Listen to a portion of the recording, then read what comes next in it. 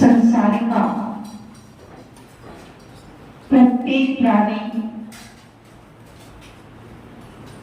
सुख व शांति की खोज में निरंतर भटक रहा है। एक ही भावना होती है कि एक प्रकार शांति की प्राप्ति हो और उन्हें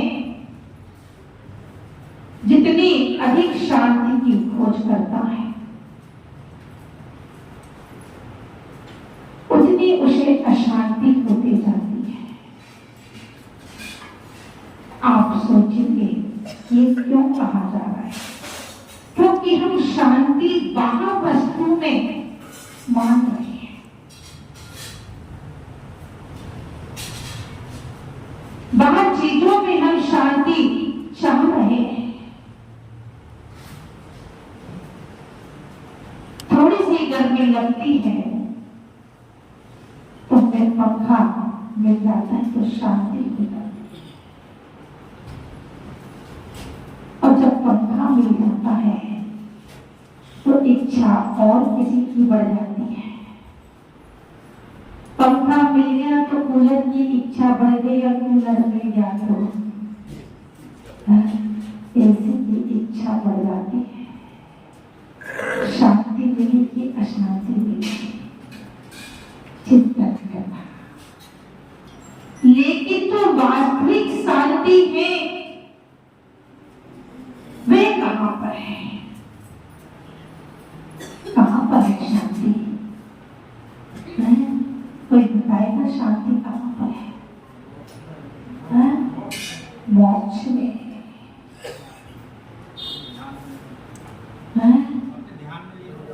अपने ध्यान में लीन हो जाओ तो शांति है। कोई कह रहा है मोक्ष में शांति है, पर ये सही है।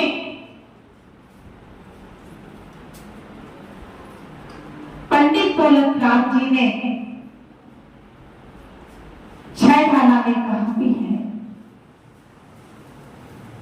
आकुलता शिव माही न ताते।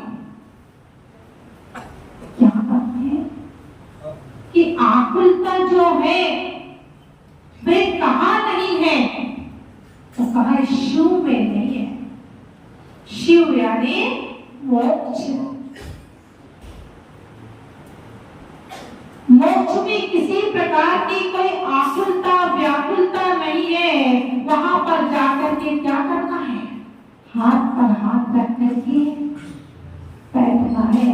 इसीलिए सिद्ध भगवान को कह दिया है कि निठल्ला। सिद्ध को क्या कह दिया? निठल्ला सा। और हमें को यहाँ पर निठल्ला कह दे, कह देते हैं कई बार घर में निठल्ला सा बैठा हुआ है, देखो कोई काम धंधा नहीं है। जिसके पास कोई काम धंधा नहीं होता है उसे होगा। तो चिंतन करना कि हमारे अंदर सिद्ध बनने की शक्ति है कि नहीं। यहाँ अभी हमें निकलना कह रहे हैं, हाँ, तो वहां तक भी पहुंचने की शक्ति है, ध्यान रखना।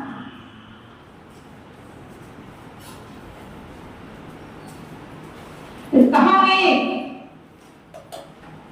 कम्मा सूरा तो धम्मा सूरा, जो कर्म में करने में सूर है वह धर्म करने में भी, जिसके अंदर नरक जाने की शक्ति है उसके अंदर मोक्ष जाने की भी शक्ति है। लेकिन हम मोक्ष कैसे जा सकते हैं?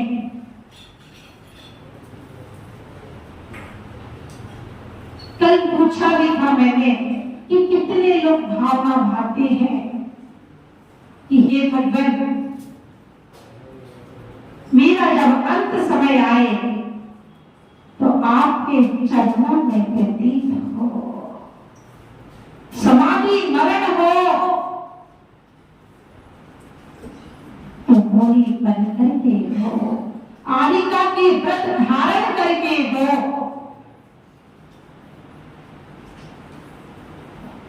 इतनी भावना यदि हमने भाई, भावना भाने में कुछ बिगड़ना है क्या? कुछ खर्चा नहीं होता, अपने पास से ध्यान रखना। अभी भाव तो भाना है और हो सकता है कि भावना भाने से भाव बन भी जाए। तो कहा है करत करत अभ्यास के जड़पति हो सुधार, और रसरी आवत जात है, क्या है आगे? सिल पर होत निशान। आप लोगों ने स्कूल में पढ़ा होगा, यदि हिंदी मीडियम की स्कूल में पढ़े होंगे, हिंदी में तो हिंदी की बुक्स में कविता तो था कि करत करत अभ्यास के जड़वत हो सुधार, और रसरी आवत जात है, सिल पर होत निशान। बार बार प्रयास करोगे, अभ्यास करोगे, तो जिस प्रकार एक पत्थर के ऊपर भी एक रस्सी को बार बार आप चलाओगे तो रस्सी का निशान पत्थर पर आ जाएगा। तो फिर तो हम इंसान हैं।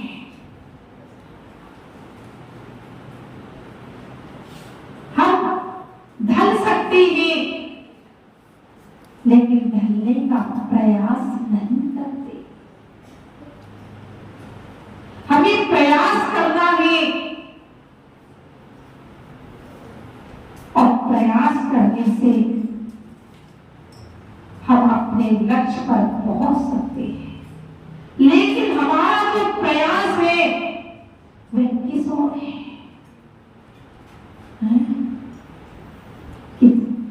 दुकान जाना है, कितनी ऊंचाई पर उठाना है, अपने नाम को कितना उठाना है, कितना पैसा कमाना है।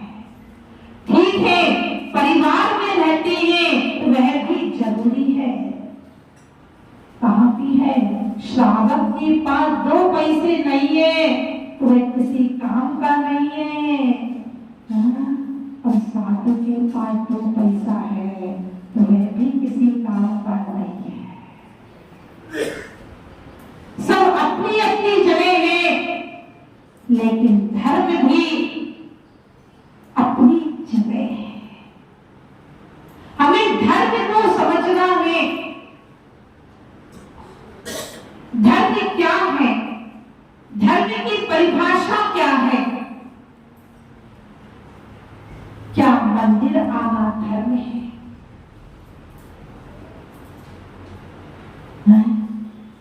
मंदिर आना धर्म है कि नहीं है?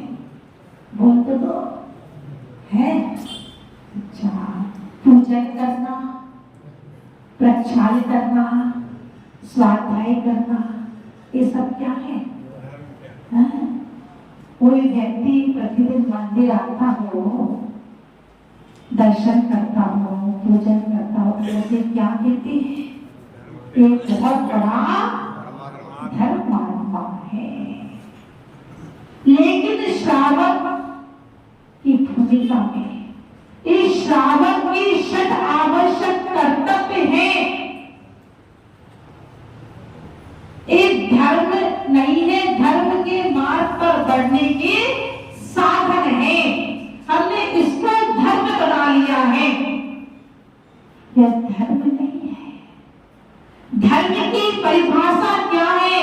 वस्तु स्वभाव धर्म। जो वस्तु का स्वभाव है वह धर्म है। वस्तु का स्वभाव कैसा है? जल का स्वभाव कैसा है? कोई बताएगा? ठंडा है और गैस पे रख के गर्म कर ले तो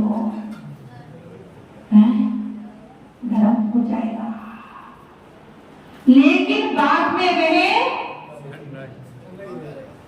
ठंडा ही हो जाएगा। उसी प्रकार से आपका और हमारा स्वभाव कैसा है? राग करना है क्या? द्वेष करना है क्या? कषाय करना है क्या?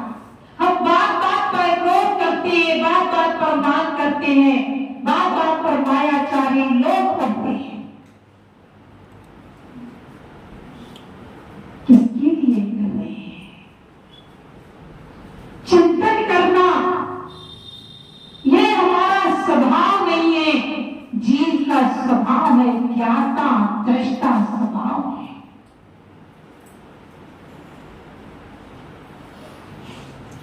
हमने अपने आप को विभाव परिणति के कारण से अपनी आत्मा को मलिन कर लिया है, गंदा कर लिया है। और जब वस्त्र गंदा हो जाता है, बर्तन गंदे हो जाते हैं, तो उसे साबुन लगा करके, वस्त्रों को साबुन से भी नहीं छूटता है तो ब्रूस लगा लेते हैं और उसमें भी काला निशान पड़ जाए, कोई भी तो उसमें काला पड़ने पर भैया जी कह रहे हैं उसमें आला डाल देते हैं। काला निशान पड़ने पे, दाग धब्बे पड़ने पर काला में आला मिला देते हैं तो वह सफेद हो जाता है। उसी प्रकार से जो हमारी आत्मा है ये कैसी हो गई है? राग करके, द्वेष करके, मोह करके, ममत्व करके, कषाय करके कैसी होती है? गंदी हुई कि नहीं हुई है? नहीं हुई होगी। आप लोग की आत्मा तो हुई है कि नहीं हुई? नहीं हुई क्योंकि आप लोग तो पूजा करते रहते हो, स्वाध्याय करते रहते हो, मन में विकारी भाव आते ही नहीं होंगे, किसी के प्रति कषाय के भाव आते ही नहीं होंगे।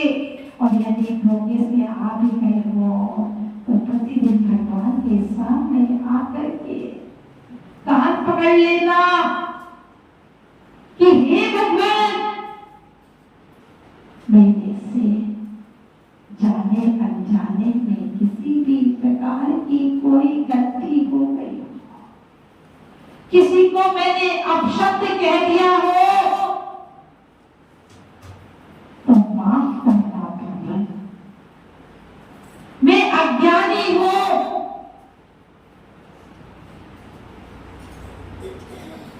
मैं नालायक हूं। भगवान के सामने नालायक अपने आप को कितने लोग कहते हैं? कहते हो कि नहीं कहते? नहीं कहते हो। आपको कोई नालायक कह दे, यहाँ बैठे हो और यहाँ बैठ करके कोई आपको नालायक कहते हैं, बुरा लगेगा कि अच्छा लगेगा? बताओ आप। बुरा लगेगा। एक नालायक को भी नालायक कह देंगे तो बुरा लगेगा। और कहते हैं भाई ये तो बहुत लायक है, ये बच्चा बड़ा होनहार है, बहुत लायक है, एक शराबी को शराबी कह दोगे तो उसे भी बुरा लगेगा। लेकिन भगवान के सामने आकर के अपने आप से तो कह सकते हो कि हे भगवान, मैं नालायक था लेकिन लायक आप मुझे बना रहे हो, और मुझे इतना लायक बना दो भगवान, इतना लायक बना दो कि मैं आप जैसा बन जाऊं और आपके बगल में जाकर के बैठ जाऊं। कितने लोग चाहते हैं कि भगवान के बगल में जाकर के बैठ जाए? सब लोग चाहते हो कि नहीं चाहते? सब चाहते हो। वहां पर कुछ नहीं मिलेगा, ध्यान रखो। वहां पर कुछ ना खाने को मिलेगा, ना पीने को मिलेगा, ना डॉक्टर गाड़ी मिलेगी, ना रहने को बंगला मिलेगा। फिर चलेगा? चलेगा, फिर भी चलेगा। वाह, इसका मतलब आप लोग ज्ञानी हैं। ज्ञानी जीव की यही पहचान है, जो ज्ञानी होता है, जो सम्यक दृष्टि जीव होता है, वह जानता है लेकिन कर्तव्य का निर्वाह करता है कि मैं परिवार में हूं और परिवार में रहकर के मेरा कर्तव्य है, लेकिन उसमें बचता बचता नहीं है। आप लोग तो नहीं बचते बचते परिवार में? नहीं तो यहाँ सुना, बाहर जाकर के निकाल दिया, कपड़े झटक लिए, चिपक तो नहीं बात माता जी की। अरे भरत चक्रवर्ती को देखो, भरत चक्रवर्ती कितने खंड के अधिपति थे पता है आप लोग को?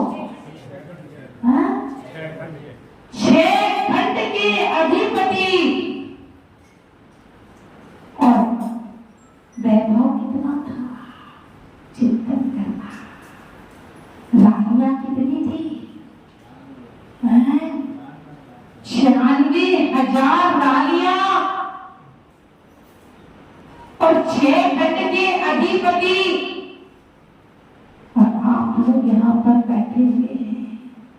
6 खंड का मकान है कि नहीं है?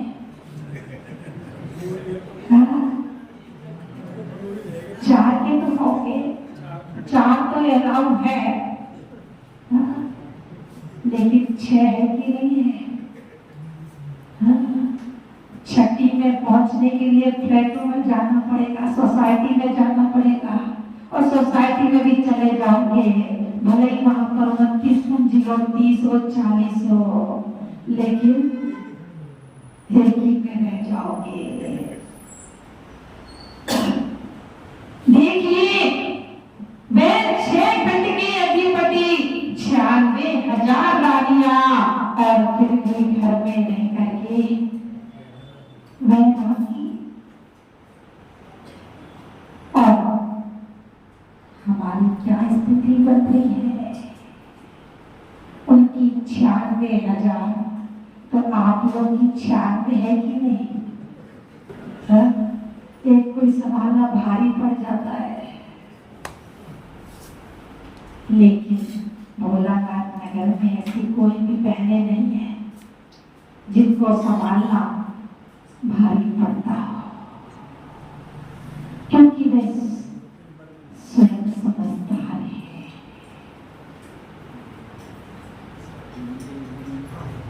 तो कहना क्या है कि जब भरत चक्रवर्ती से किसी व्यक्ति ने 17 नवंबर से यहाँ पर हुए हैं, कल भी मैंने आपको कहा था कि आप बड़े पुण्यशाली हैं। जो पात्र बने गए हैं वे तो पुण्यशाली हैं, और जो बनेंगे वे भी बड़े पुण्यशाली होंगे।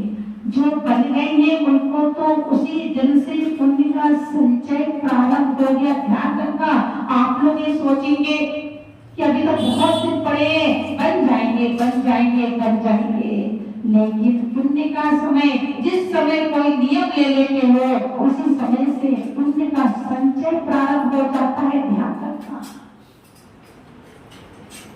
अच्छे कार्य में देर भी नहीं करना चाहिए। आपको यदि पात्र बनना है, भाग लेना है, तो आप लोग जल्दी से जल्दी निर्णय कर लो अच्छे काम में, कम से कम पुण्य का संचय तो प्रारंभ हो जाएगा।